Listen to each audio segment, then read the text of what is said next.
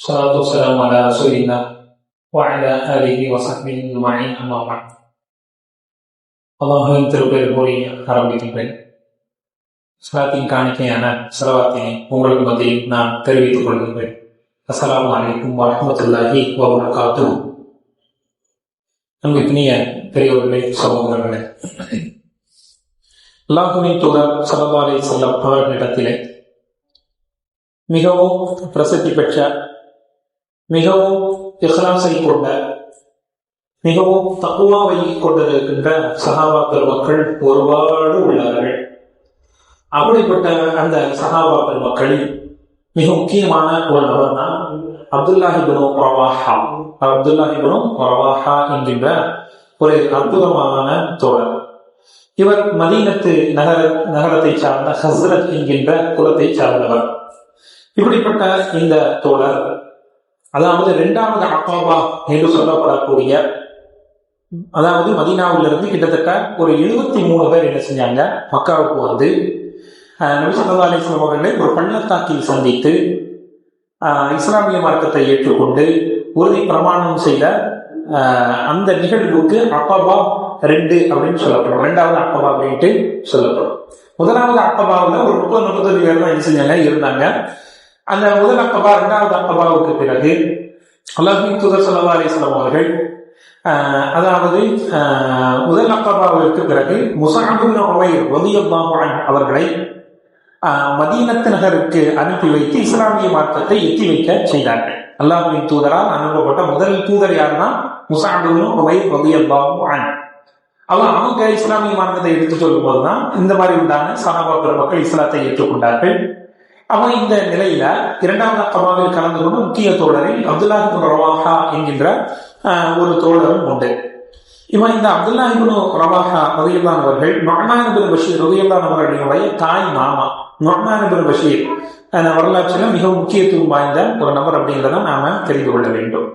நபி ஸல்லல்லாஹு அலைஹி வஸல்லம் அவர்கள் அந்த 2வது அக்கபா முடிந்த பிறகு கிட்டத்தட்ட ஒரு 12 நபர்களை மதீனாவிற்கு ஒரு தலைமைத்துவம் என்கின்ற அடையாளத்தில் நியமித்தார்கள். அதுல அப்துல்லாஹ் இப்னு ரவாஹாவும் உண்டு. சரியா? அந்த அளவுக்கு நபி ஸல்லல்லாஹு அலைஹி வஸல்லம் அவர்கள் அவரினுடைய தலைமைத்துவம், அவரினுடைய இஹ்லாஸ், அவரினுடைய செயல்பாடு, இஸ்லாத்தின் மீது உண்டான பற்று எல்லாத்தையும் என்ன தெரிந்து கொண்டு அவங்க என்ன செஞ்சாங்க, நபி அவர்கள் இது போன்றுண்டான பொறுப்புகளை அவர்கள் கொடுத்தார்கள். இந்த நேரத்துலதான், அதாவது கிட்டத்தட்ட 2 யுத்தங்கள் நடைபெறுகின்றது. மதீனாவுக்கு வந்தாச்சு நபி அவர்கள். முதலாவது யுத்தம் பத்ர் போர்க்களம், 2வது யுத்தம் உஹது என்கின்ற போர்க்களம். இந்த 2 போர்க்களமும் நமக்கு ஏராளமான ஒரு பரிச்சயமான ஒன்று. இப்ப நபி ஸல்லல்லாஹு அலைஹி வஸல்லம் அவர்கள் பத்ர் யுத்த களத்தில் வெற்றி பெற்ற அந்த நேரத்தில் வெற்றி பெற்றுட்டாங்க. எதிரிகள் எல்லாரும் ஓடிட்டாங்க. ஏன்னா பல எதிரிகள் சாகடிக்கப்பட்டார்கள். இப்ப இந்த இடத்துல மதீனா நகர் வெற்றி அடைந்து விட்டது, என இஸ்லாமிய மக்கள் வெற்றி அடைந்து விட்டார்கள் அப்படிங்கிற அந்த செய்திய மதீனாவில் கொண்டு போய் சேர்ப்பதற்கு 2 நபர்களை நபி ஸல்லல்லாஹு அலைஹி வஸல்லம் அவர்கள் தேர்ந்தெடுத்தார்கள். அதுல 1வது நபர் அப்துல்லாஹ் இப்னு ரவாஹா ரலியல்லாஹு அன்ஹு. சரியா? 2வது நபர் யாரு அப்படின்னு பார்த்தோம்னா, அதாவது ஸைத் இப்னு ஹாரிஸா ரலியல்லாஹு அன்ஹு. அவங்களே நபி அவர்கள் இந்த 2 நபர்களை தான் தேர்ந்தெடுத்து என்ன செஞ்சாங்க, மதீனாவுக்கு அனுப்பி நம்ம ஜெயிச்சிடும் அப்படின்ட்டு என்ன செய்யறாங்க, சொல்றாங்க. இவங்களும் என்ன செய்யறாங்க, போய் சொல்ல ஆரம்பிச்சாங்க. அப்ப அந்த அளவுக்கு நபியவர்களோடு இணங்கி பிணைந்திருந்த ஒரு காலகட்டம். இப்ப இந்த அப்துல்லாஹ் இப்னு ரவாஹாவுக்கு ஒரு அற்புதமான நண்பர் உண்டு, நல்ல தோழர், டீப்பான ஃப்ரெண்டு. ஏன்னா இப்போ நம்ம ஒரு சஹாபியுடைய வாழ்க்கையில பார்த்தோம்ல, முஸஅப் இப்னு உமைர் அவங்களுடைய வாழ்க்கையில அவர்களுடைய நண்பர் யாரு, அதாவது யாரவர், ஸஃப்வான் இப்னு முஅத்தல் அப்படிங்கிற ஒரு நபி தோழர். அவங்க 2 பேரும் இஸ்லாத்தை ஏற்றுக்கொண்டார்கள். தன்னுடைய நண்பர் இஸ்லாத்தை ஏற்றுக்கொள்வதற்கு முஸஅப் இப்னு உமைர் ரலியல்லாஹு அன்ஹு எவ்வளவு தூரம் சிரமப்பட்டார்களோ, அதே மாதிரி ஒரு சிரமத்தை தான் அப்துல்லாஹ் இப்னு ரவாஹா ரலியல்லாஹு அன்ஹு என்ன செய்யறாங்க, இந்த இடத்துல படுகின்றார்கள். அது என்ன அப்படின்னா, அப்துல்லாஹ் இப்னு ரவாஹாவினுடைய நண்பர் அபூ தர். சரியா? அபூ தர்தா. சரியா? அபூ தர்தா அவர் சிலை வணக்க கொள்கையில் என்ன செய்யறாரு, இருக்கிறார்.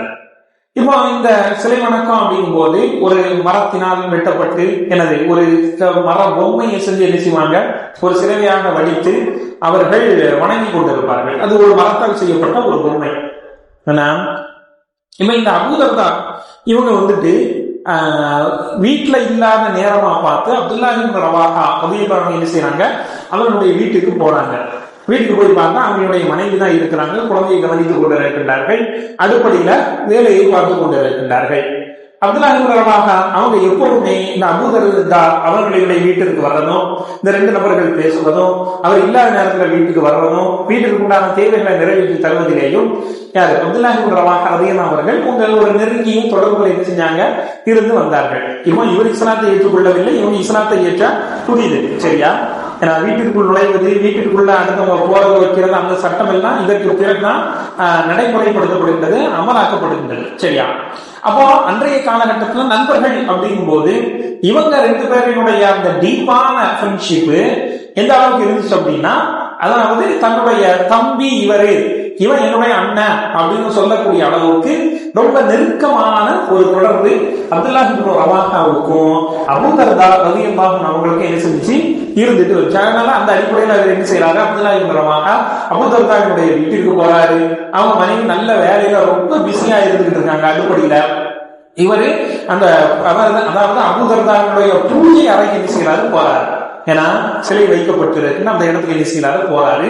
யாருக்கும் தெரியாம ஒரு ரகசியமாக எடுத்துட்டு வந்த ஒரு சின்ன ரம்பத்தை என்ன செய்யறாரு, எடுக்கிறாரு. ரம்பத்தை எடுத்து அந்த மர பொம்மைய என்ன செய்யறாரு, துண்டு துண்டா நறுக்கி அங்க தூக்கி போட்டு என்ன செய்யறாரு, கிளம்பி வந்துடுறாரு. எல்லா வேலையும் முடிச்சுட்டு இந்த அம்மா என்ன செய்யுது, பூஜை அறைக்குள்ள போய் பார்த்தா அங்க அந்த பொம்மை கண்டதுண்டமா வெட்டப்பட்ட நிலையில கிடக்குது. இதை பார்த்தோம்னா அந்த அம்மா என்ன செய்து கடுமையாக ஒப்பாரி வைக்க, ஐயோ இப்படி ஆகி போச்ச, நம்ம தெய்வத்தை இப்படி பண்ணிட்டான, நண்பன் கழித்தான் உள்ள விட்டோம், இப்படிப்பட்ட ஒரு நாயகத்தை செஞ்சுட்டு போயிட்டான அப்படின்னு அந்த அம்மா என்ன செய்து ரொம்ப ஒப்பாரி வைக்குது. கொஞ்ச நேரம் கழிச்சு அபூதர்தா என்ன செய்யறாரு, வீட்டுக்குள்ள வர்றாரு. வீட்டுக்குள்ள வந்து பார்த்தா மனைவி கண்ணீரும் கம்பரையுமா இருந்துகிட்டு இருக்கா. அதை பார்த்த உடனே என்னமா இப்படி இருக்கே, என்ன ஏது, உங்க நண்பர் வந்தாருங்க, ஏன்னா எப்பவும் போல வீட்டுலதான் இருப்பாரு, வீட்டு வேலையை சொல்றாரு அப்படின்னு நான் துணமா இருந்தேங்க. அந்த இடத்துல அவரு இங்க போய் பாருங்க அப்படின்னு சொன்ன உடனே அபூதர்தா உள்ள போய் பார்த்தாரு, சிலைகள் கண்டதுண்டமா வெட்டப்பட்டு கிடக்கின்றது. அப்ப அவருக்கு என்னது, கடுமையான கோபம் இருந்துச்சு. எப்படி இவர் என்னுடைய தெய்வத்தை இது பண்ணலாம், எப்படி இவரை அவர்களுடைய வேலையை காட்டலாம், அவர்களுடைய அந்த புதிய மார்க்கத்தை நம்மகிட்ட திரிக்க பார்க்கிறாரா அப்படின்னு என்ன செய்யறாரு, கடுமையாக கோபப்பட்டு இன்னைக்கு அவனை ரெண்டுல ஒரு பண்ணிடுவேன் அப்படின்னு என்ன செய்யறாரு, ஒரு சபதம் எடுக்கிறாரு. கொஞ்ச நேரம் ஆகுது. கொஞ்ச நேரம் ஆன பிறகு ஆஹா, இது சிலை அப்படிங்கிறது, இந்த பொம்மை அப்படிங்கிறது ஏன்னா ஒண்ணுக்கு ஆகாத பொம்மை போல, ஏன்னா அதுக்கு எந்த பவரும் இல்லை போல, அதனாலதான் யார் அதை தாக்குனாலும் அது தன்னை கூட என்ன செய்யல, காப்பாற்றிக்க முடியாத ஒரு பொம்மையாகி போச்சு. இப்போ இவ்வளவு நாள் இதையே நம்ம வணங்கிட்டு இருந்தோம், இதை ஒண்ணுக்கு ஆகாத போய் நம்ம வணங்கி இருக்கோம் அப்படின்னு அவர் நினைச்சுக்கிட்டு என்ன செய்யறாரு, கொஞ்சம் புத்தி நிதானமான ஒரு நிலைக்கு வந்ததற்கு பிறகு தன்னுடைய நண்பரை போய் சந்திக்கிறாரு. அப்துல்லாஹ் இப்னு ரவாஹாவை போய் என்ன செய்யறாரு, சந்திக்கிறாரு. சந்திச்சு ரெண்டு பேரும் என்ன செய்யறாங்க, ரொம்ப நேரம் பேசுறாங்க. பேசிட்டு உண்மையிலேயே இறைவன் யார் அப்படின்னா, அதாவது கல்லிலேயோ மரத்திலேயோ இன்ன பிற பொருட்களிலேயோ இறைவன் இருப்பது கிடையாது, மாறாக நித்திய ஜீவனான, என்றும் கேவலப்படுத்த முடியாத, என்றென்றும் உயிரோடு இருக்கக்கூடிய அல்லாஹ்தான் உண்மையான தெய்வம் அப்படின்றத அவங்க என்ன செய்யறாங்க, அபூதர்தா ரலியல்லாஹு அவர்கள் ஏற்றுக்கொண்டார்கள். அப்ப அந்த ரெண்டு பேரும் இஸ்லாமிய மார்க்கத்திற்குள்ள வந்துட்டாங்க. அப்ப இதுல இருந்து நமக்கு என்ன தெரியுது அப்படின்னா, அதாவது தன்னுடைய நண்பன் ஒரு அசத்திய கொள்கையில இருக்கின்ற பொழுது அவனை நம்ம என்ன செய்யணும், இஸ்லாத்தின் பக்கம் கொண்டு வர வேண்டும், சத்திய மார்க்கத்தின் பக்கம் என்ன செய்ய வேண்டும், கொண்டு வர வேண்டும் அப்படிங்கிற ஒரு அற்புதமான பாடம் இந்த அபூதர்தா மற்றும் அப்துல்லாஹ் இப்னு ரவாஹா ரலியல்லாஹு அவர்களுடைய இந்த ரெண்டு பேருடைய வாழ்க்கையிலிருந்து நமக்கு மிகவும் பாடம் தரக்கூடிய ஒன்றாக இருந்து கொண்டிருக்கின்றது. நபி ஸல்லல்லாஹு அலைஹி வஸல்லம் அவர்கள் மீது ரொம்ப பாசமும் அதிக நம்பிக்கையும் கொண்ட ஒருவர் தான் அப்துல்லாஹ் இப்னு ரவாஹா. எந்த அளவுக்கு நபி அவர்கள் சொன்னதை அப்படியே பின்பற்றுவாரு அப்படின்னா, நபி அவர்கள் என்ன செய்யறாங்க, பள்ளியில உட்கார்ந்துட்டு அவர்கள் மக்களுக்கு மத்தியில பயன் பண்ணிட்டு இருக்காங்க. அப்போ என்ன செய்யறாரு, அப்துல்லாஹ் இப்னு ரவாஹா தூரத்துல இருந்து வந்துகிட்டே இருக்கிறார். பள்ளிக்குள்ள என்ன செஞ்சாரு, வந்துட்டாரு. ஆனா நம்முடைய தூரம் கிடக்கு நபி அவர்களுடைய பக்கத்துல வர்றதுக்கு. நபி அவர்கள் பயானினுடைய போங்குல அமருங்கள் அப்படின்னு ஒரு வார்த்தை வருது. அதனை கேட்ட உடனே இவர் அந்த இடத்துலயே உட்கார்ந்தார். நபி அவர்கள் பயான் பண்ணிட்டே இருக்கிறாங்க. அந்த பயானினுடைய போங்கிற உட்காருங்க இருங்க அப்படின்ட்டு ஒரு வார்த்தை அவருடைய காதுல விழுது. நம்மளதான் உட்கார சொல்லுதாங்களோ அப்படின்னு சொல்லிட்டு அவர் என்ன செய்யறாரு, அதே இடத்திலேயே உட்கார்ந்து விடுகின்றார். அப்போ நபி ஸல்லல்லாஹு அலைஹி வஸல்லம் சொல், செயல், அங்கீகாரம், தோற்றம், வர்ணனை எல்லாத்திலேயும் சஹாபா பெருமக்கள் என்ன செஞ்சாங்க, முண்டி அடித்துக் கொண்டு நபியவர்களை பின்பற்றினார்கள்.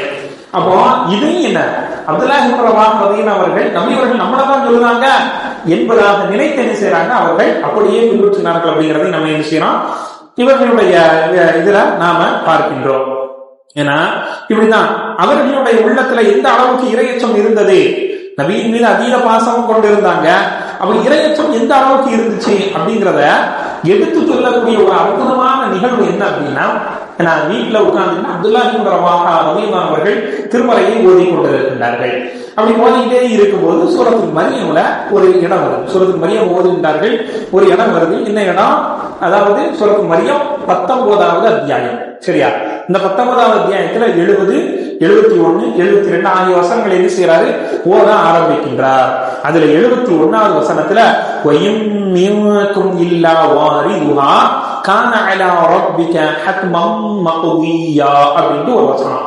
ஏன்னா அதாவது இது மேல் வசனம் என்ன சொல்றது அப்படின்னா, நரகத்துல அவர்கள் புகுவதற்கு தங்களுடைய பாவமே இதுதான் அவர்களுக்கு காரணமாக அமைந்து விடுகின்றது.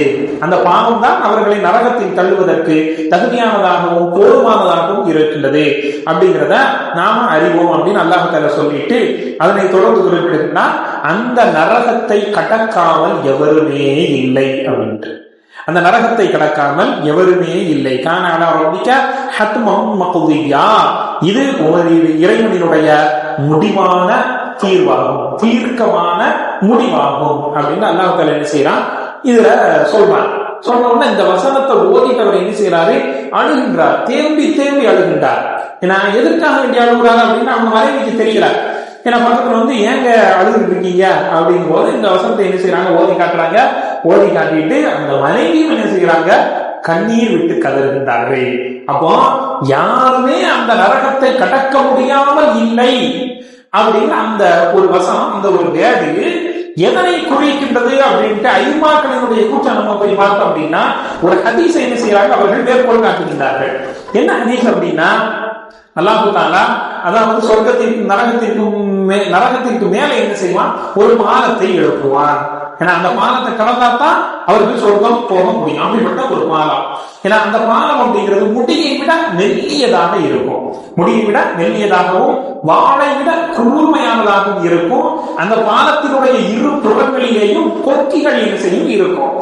எவன் எவ்வளவு தூரம் பாவங்கள் செய்திருக்கின்றானோ அப்படிப்பட்ட அந்த மனிதர்களை என்ன செய்யும், அந்த பாவத்திற்கேற்ப அந்த கொக்கிகள் பிடிச்சு இழுத்துரும், கொக்கிகள் பிடிச்சு இழுத்துரும். ஏன்னா அந்த பாலத்துக்கு இந்த பக்கம் தான், எங்க சொர்க்கத்திற்கு முன்னாடிதான் நபி ஸல்லல்லாஹு அலைஹி வஸல்லம் அவர்கள் நின்றுகிட்டு, ஏன்னா அவர்களுடைய இறுதி சமுதாயமான நம்மள வாங்க வாங்க வேகமா வாங்க சீக்கிரம் வாங்க அப்படின்னு என்ன செய்வாங்க, நபியவர்கள் சொல்லிக் கொண்டே இருப்பார்கள்.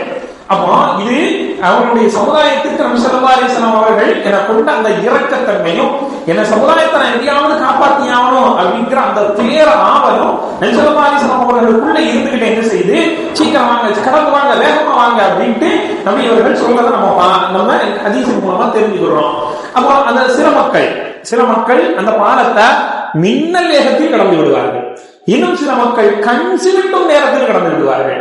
இன்னும் சில மக்கள் வேகமாக ஓடக்கூடிய குதிரையை போல, வேகமாக நடக்கக்கூடிய ஒட்டகத்தை போல. இன்னும் சில மக்கள் தவண்டு என்ன செய்வாங்க, அவர்கள் வருவார்கள், நடந்து வருவார்கள், ஓடி வருவார்கள், தவண்டு கூட என்ன செய்வாங்க, வருவார்கள். அப்போ யாரெல்லாம் அவர்களுடைய பாவத்தின் காரணமாக அவர்கள் பிடிக்கப்படுகின்றார்களோ அப்படிப்பட்ட அந்த மக்களை என்ன செய்யும், அந்த கொக்கி பிடிச்சு இழுத்து நரகத்தில் தள்ளிவிடும். இது மறுமையில எல்லா மக்களுக்கும், குறிப்பாக முஃமின்களுக்கும் என்னது இந்த நிலை உண்டு. இந்த நிலை இருக்கிறதுனாலதான் ஏன்னா சஹாபா பெருமக்களுக்கு நல்லா தெரியும், எனது நம்மளையும் அது முடிச்சு இழுத்துருமோ, நாமளும் நரகத்துல விழுந்துருவோமோ அப்படின்னு அவங்க என்ன செஞ்சாங்க, மிகவும் அஞ்சினார்கள். அதைத்தான் அந்த வசனம் பேசுகின்றது. அதனை கடக்காமல் ஒருபடி யாருமே இருக்க முடியாது. இது உங்களுடைய இறைவனுடைய தீர்க்கமான முடிவாகும். அப்ப அல்லாஹ் தஆலா எழுதிட்டான், அல்லாஹ் தஆலா முடிவு செஞ்சுட்டான்.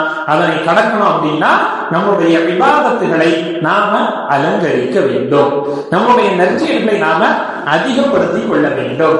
அதனை கடப்பதற்கு என்னென்ன என்னென்ன நற்கர்மங்கள் செய்வதன் மூலமாக எளிதாக மின்னல் வேகத்தில் நம்மளால கடக்க முடியுமோ அப்படிப்பட்ட அந்த நற்கர்மங்களை நம்மால் முடிந்த அளவு என்ன செய்ய வேண்டும், நாம செய்து முடிக்க வேண்டும் அப்படிங்கிறத நாம தெரிந்து கொள்ள வேண்டும். அப்ப இந்த வசனம் சகாபாக்கள் மக்களினுடைய உள்ளத்துல ஊடுருவி அவர்களுடைய கண்களில் இருந்து கண்ணீர் ததும்ப வெளியாக்கி கொண்டிருக்கு. அப்படின்னா நாமளும் அதே வசனத்தை நாமளும் அதே வசனத்தை தான் கேட்கிறோம். ஏன்னா அதுக்கு என்னது, ஒரு சில வீடியோ பார்த்தோம் அப்படின்னா என்னது அழுவ பேக்ரவுண்ட் மியூசிக்லாம் போட்டு விடுவாங்க, அப்படியாவது அழுவுடா அப்படின்ட்டு தான் என்னது அதனுடைய நோக்கம். ஆனா அதையெல்லாம் பார்த்துட்டு என்னது அடுத்த வீடியோ என்னது டான்ஸ் ஆடுற வீடியோ பார்த்துட்டு இருப்போம். நல்லா பாதுகாக்கணும், சரியா? அப்போ அந்த தக்குவா அப்படிங்கிறது என்னது, நம்மளுடைய உள்ளத்துல இன்னமும் ஊடுருவ வேண்டும், இன்னமும் வர வேண்டும், அது முழுமை பெற வேண்டும். அதுக்கு இந்த ரமலான் என்பது மிகச் சரியான தகுதியான ஒரு மாதம். இதை நம்ம என்ன செய்யணும், பயன்படுத்திக் கொள்ள வேண்டும். நபி ஸல்லல்லாஹு அலைஹி வஸல்லம் அவர் அந்த அப்துல்லாஹ் இப்னு ரவாஹா மதீனாவிட்ட வேறு சில திறமைகள் என்ன அப்படின்னு பார்த்தோம்னா, கவிதையை படிப்பதில் எழுத்தறிவு மிக்கவர், என படிப்பறிவு மிக்கவர், எழுத படிக்க இவருக்கு தெரியும். அதிலேயும் குறிப்பாக நல்ல முறையில் என்ன செய்வாரு, கவிதைகளை எழுதுவார். அப்ப கவிதை எழுதும்போது இறை மறுப்பாளர்களுக்கு ஒரு கவிதை எழுதுவப்பா அப்படின்னு நம்ம சொல்லும் போது அவங்க படிக்கிறாங்க, ஹாஷிம் குலத்தின் நல் வழி தோன்றர்களே, அல்லாஹ் உங்களை உயர்த்தினான் உயர் நிலைக்கு, இந்த உலகத்தின் நிகரில்லை உங்களுக்கு, நிச்சயமாய் இறை நிராகரிப்பாளர்களுக்கு மாற்றமான நற்பண்புகளை நான் உங்களிடம் காண்கின்றேன்.